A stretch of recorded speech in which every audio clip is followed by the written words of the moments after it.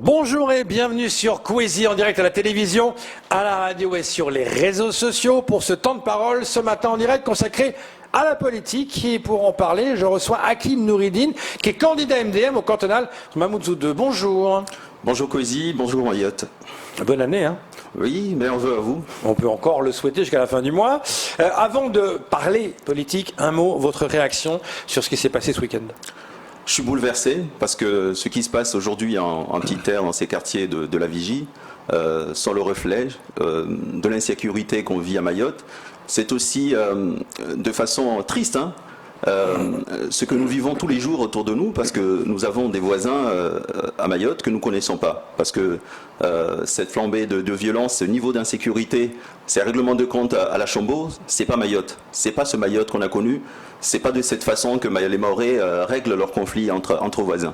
Donc ça nous renvoie vraiment à la question de l'immigration clandestine, à laquelle il va falloir que effectivement les services de l'État réagissent de façon vraiment qui donne un signal très fort pour assurer nos populations, parce que se réveiller comme ça le matin avec autant de crimes, avec un niveau de délinquance à ce stade-là, ça nous rappelle un peu des endroits, un petit peu des favelas dans le monde, où les services de l'État et les politiques en fait se retrouvent face à une incapacité complète de réagir, parce que des gens s'installent, des villages secrets à l'insu du pouvoir politique et des autorités publiques, et ça c'est un problème très grave qu'il va falloir que nous les politiques de Mayotte et la population prennent conscience et réagissent vraiment en repensant notre modèle de société, en repensant notre organisation sociale, parce que c'est pas possible.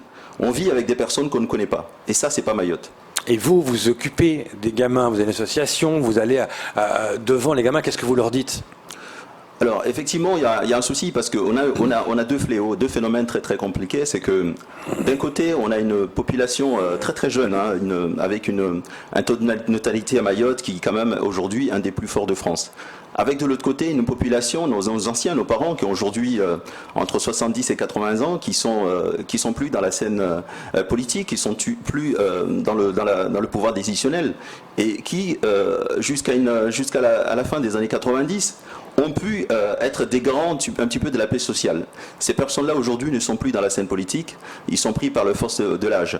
Il va falloir aujourd'hui trouver une solution à ce que les Mahorais se reprennent en main, à ce qu'on reprenne notre société en main, à ce que le dialogue s'installe, parce que des personnes, des populations, des gamins sont arrivés à Mayotte et ils sont en train de gérer notre quotidien à notre insu. Et ça, c'est quelque chose de très grave. Donc la solution, c'est l'éducation, c'est aussi la sécurité. Il va falloir, effectivement, on est dépassé par les flux migratoires, mais il va falloir aussi repenser l'environnement régional, parce que ce qui se passe chez nos voisins, c'est ce qui est en train de frapper aux portes de Mayotte. Cette façon de régler les conflits avec le Chambaud, c'est pas Mayotte. C'est ce qu'on voit dans la région, mais c'est pas Mayotte.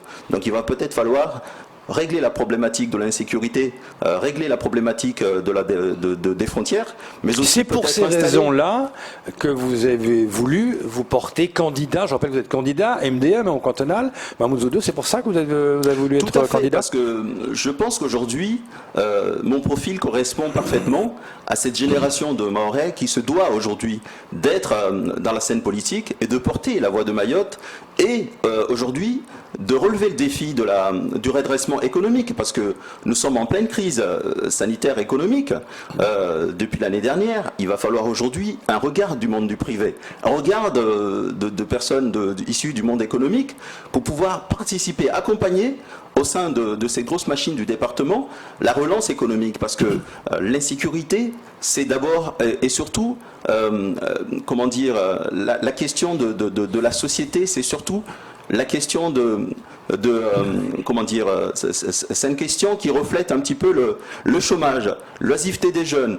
Et c'est vraiment en profondeur aussi une question économique. Donc il va falloir relancer justement cette économie. Et comment qu'est-ce que vous proposez, vous ? Alors aujourd'hui, je pense qu'il y a beaucoup de choses. Il faut repenser notre modèle économique. Mayotte aujourd'hui se retrouve face à des défis énormes. La question de l'insécurité, premièrement, la question de la mobilité.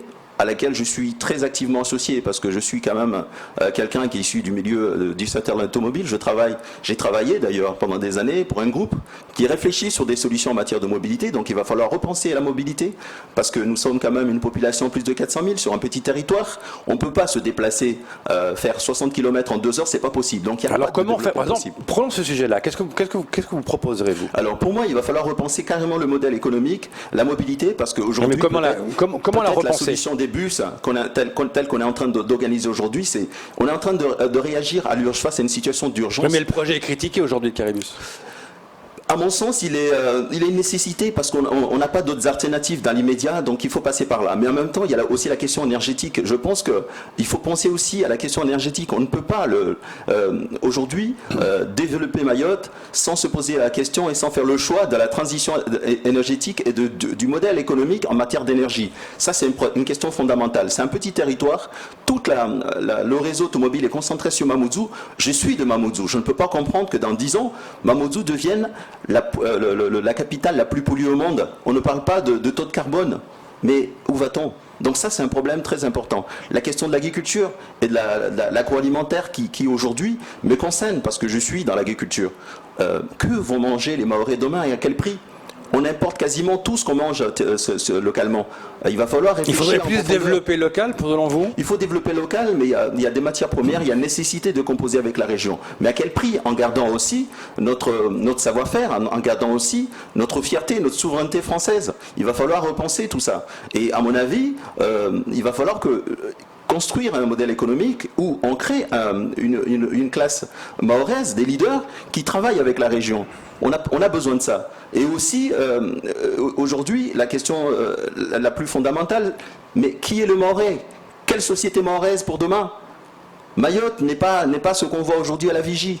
Donc il faut des enfants de Mayotte. Je suis issu de cette famille de Soroda. Mon grand-père, le feu Ali Alidi, qui repose en paix, fut le premier maire de la ville de Chiconi. Donc j'ai grandi dans cette famille politique où j'ai su que la plupart des grandes réunions qui parlaient de décisions sur Mayotte se faisaient dans la maison familiale de Chiconi. Donc ça, c'est une mémoire collective à laquelle il va falloir aujourd'hui construire l'avenir avec cette conscience que nous héritons de quelque chose, d'une histoire, d'une façon de vivre, de valeurs. Mais alors, qu'est-ce qui a cloché? Vu que vous dites que voilà, ça a changé, c'était mieux avant, qu'est-ce qui a cloché à Mayotte? Je ne dis pas que c'était mieux avant, je pense qu'aujourd'hui, on est trop nombreux dans un petit territoire, on ne connaît pas nos voisins, nos frontières sont des passoires. Il va falloir réellement réfléchir, parce que tant qu'on ne règle pas cette problématique des frontières, tant qu'on n'arrive pas aujourd'hui à occuper ces jeunes, je pense qu'il n'y a pas de développement possible, parce qu'il n'y a pas de développement, il n'y a pas un modèle économique qui est envisageable dans un climat d'insécurité tel qu'on le connaît aujourd'hui. Mais qui va investir à Mayotte?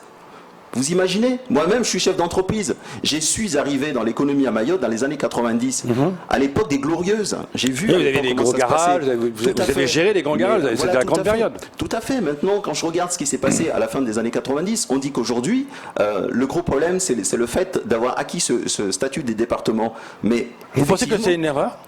Je ne dis pas que c'est une erreur, c'est ce que le commun des Mahorais a tendance à dire. Mais effectivement, le département, c'est des lois, c'est des obligations, c'est des dotations, c'est des possibilités. Oui, mais c'est une erreur ou c'est bon pour Mayotte? Pour moi, c'est une chance et c'était nécessaire parce que nous, notre famille politique s'est battue pour. Mais parallèlement, les Mahorais n'ont pas pu prendre le destin en main. Donc c'est pour ça qu'aujourd'hui, ma candidature, elle est importante parce que cette génération qui a vécu cette transition du Mayotte des années 90 et ce Mayotte d'aujourd'hui, qui a participé à l'installation des premiers centres commerciaux à Mayotte, au développement de la zone industrielle de Kaweni, à l'installation du réseau de transport à Mayotte, aux réflexions sur l'énergie à Mayotte. Je pense que notre génération se doit aujourd'hui, les premiers entrepreneurs aussi, parce que c'est dans les années 90 qu'il y a eu la vague de jeunes qui s'est lancée dans l'entrepreneuriat. Nous avons vécu ces périodes difficiles. Mais quels seraient pour vous les gros chantiers qu'il faudrait faire à Mayotte? Sécuriser Mayotte, c'est avec une vue d'un côté départemental, j'entends pas avec une vue. Il faut sécuriser, il faut associer toutes les ressources pour sécuriser Mayotte. Il faut sécuriser parce que c'est pas possible que nos enfants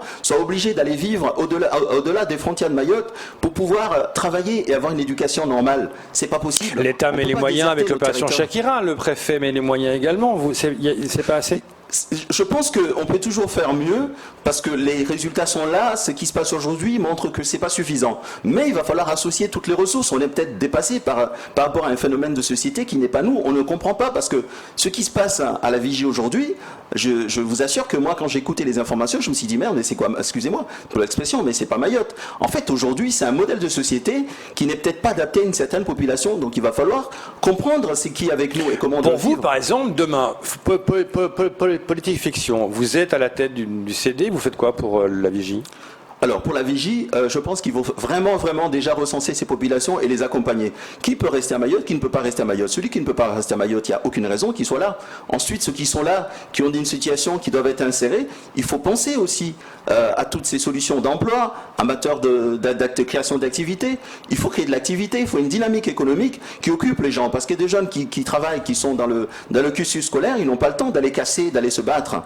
C'est ça aussi la vraie réalité. C'est qu'aujourd'hui, on n'a pas repensé, on n'a pas suffisamment mis les moyens, à mon avis, dans le secteur du privé. On ne soutient pas suffisamment l'entrepreneuriat. Cela étant, il y a quand même des projets dans la vigie pour réhabiliter. Hein. La vigie, c'est un exemple parmi d'autres. Il faut regarder aussi. On prend la même chose parce que c'est l'actualité. Oui, c'est l'actualité, mais je pense que c'est ce qui peut arriver aussi à Doujani ou dans d'autres quartiers, dans d'autres villages de Mayotte. Il va falloir repenser justement à une dynamique. Occuper ces jeunes, il faut créer de l'emploi, il faut créer des richesses, il faut que les gens s'occupent. Ça, c'est vraiment la question. Après, il faut aussi un modèle de société, mais ces jeunes-là, ils sont déscolarisés, ils sont pas dans la dynamique, ils sont pas dans la culture mahoraise. La société mahoraise, c'est pas ça. Donc il faut peut-être mettre en valeur associer les grands cadis, comme le fait notre maire de Mamoudzou. Hakim Nouridine, une société où les gens se retrouvent. Il faut qu'ils comprennent ce qu'est Mayotte, l'avenir de Mayotte. Il faut que ce destin de Mayotte soit un destin collectif. Aujourd'hui, le destin de Mayotte, tel qu'on nous, les Mahorais, le concevons, il n'est pas collectif. Nous avons plus de 70% de la population qui n'est pas dans ce destin collectif, qui n'est pas dans cet avenir de Mayotte tel qu'on la dessine. Il va falloir aujourd'hui que toutes ces personnes-là qui acceptent de vivre à Mayotte montrent qu'ils ont de l'intérêt, montrent qu'ils aiment ce territoire. Et c'est comme ça qu'on construira le Mayotte de demain. Donc il faut accompagner de cela. Est-ce que l'union fait la force? À défaut de subir. Est-ce que l'union fait la force? Oui. Est-ce que le MDM, c'est l'union? Je dirais oui. Pourtant, ça semble pas être le cas. Vous savez, je vous l'ai dit tout à l'heure, nous sommes dans une situation très conflictuelle, effectivement. Il y a deux visions de la politique et du monde. Il y a la vision de celui qui a toujours vécu dans le privé, celui que je suis, qui était engagé dans le législatif en 2012, qui a vécu la grève contre la vie chère en tant que chef d'entreprise, qui a vécu les difficultés de l'économie locale mahoraise, avec ses tensions, ses crises sociales, avec la crise sanitaire. Il y a la vision de celui qui est dans le service public, qui a ses avantages et qui vit une autre façon les choses. Donc c'est normal que dans ces deux visions, elles se confrontent à un moment donné dans la vie politique et sociale. C'est tout à fait normal, c'est ce qui se passe à Mayotte aujourd'hui. Et ça, c'est inévitable. Mais le regard que j'apporte, moi, une opinion très personnelle, c'est qu'on a quand même des responsabilités et des défis énormes. Quand on a plus de 35% de la population qui est au chômage, quand on a un taux de natalité des plus forts de France, quand on a des chefs d'entreprise qui sont aujourd'hui dans une récession économique, dans l'incapacité de créer de l'emploi, quand on a aujourd'hui, face à une situation sociale, sanitaire et aussi environnementale, compliqué. Quand on a des services publics qui sont saturés, je pense qu'il faut un regard du secteur privé. Il faut un regard d'une personne qui a pris des engagements, qui a relevé des défis, qui connaît la région telle que je suis. Ça fait depuis l'an 2000 que je suis dans la région. Je me suis lancé d'abord aux Comores, à l'an 2000 jusqu'en 2007. Oui. Je suis parti à Madagascar depuis 2003 2013 où j'ai de l'activité dans l'agriculture. Vous connaissez la région? Je connais la région. Je travaille aussi dans l'Europe. Je suis depuis une vingtaine d'années à Bruxelles où j'ai une grande partie de mes collaborateurs. Le temps passe vite, Hakim. Donc ce regard-là, il est important aujourd'hui et il ne peut que servir au développement de notre territoire. Juste un dernier mot. Au département. Hakim, juste un dernier mot. Regardez la caméra et dites à la personne pourquoi il voterait pour vous. Alors, il faut voter pour Hakim Nouridine au mois de juin prochain. Pourquoi? Parce que je suis l'incarnation du mouvement Soroda. Je suis ces valeurs de Mayotte, cette mémoire collective qu'il va falloir aujourd'hui porter à l'avenir. Je suis ce regard du monde du privé. Je suis l'enfant de Mayotte qui peut comprendre mieux que personne ce que nous devons donner comme avenir et destin à notre territoire. Merci. Votez pour moi. Merci Hakim Nouridine d'être venu sur ce plateau. C'est tout pour ce temps de parole. Tout de suite, la suite de nos programmes.